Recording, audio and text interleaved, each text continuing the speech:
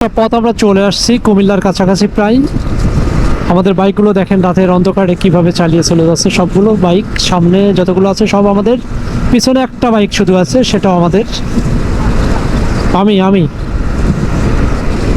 হ্যাঁ, খুব সুশৃঙ্খলভাবে আমাদের বাইকগুলো চলে যাচ্ছে বারোই হাটের উদ্দেশ্যে। এই যে সামনে আমাদের জহুরুল, R1M জহুরুলটা আমি ক্রস করে গেলাম। আমার সামনে এখন রাহাত।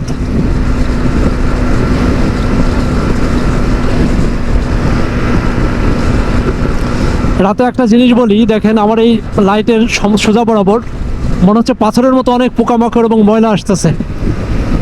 রাতে বাইক চালাতে গেলে 1 সেকেন্ডের জন্য বা হেলমেটের ভাইজর যেন খোলা না থাকে। হেলমেটের ভাইজর যদি খোলা থাকে তাহলে কিন্তু খুব বিপজ্জনক অবস্থা হবে। পোকামাকড় এবং ধুলোবালি ঢুকে চোখের মধ্যে এমনভাবে ঢুকবে যেন মনে হবে যেন 10 কেজি ওজনের পাথর চোখে লাগছে। সুতরাং রাতে সেফটির জন্য যতই গরম লাগুক, যতই অস্বস্তি বোধ করেন, একদম হেলমেটের ভাইজার খুলে রাখা যাবে না। এখন চলতেছে 105, 6, 7, 8, 9, 10, 11।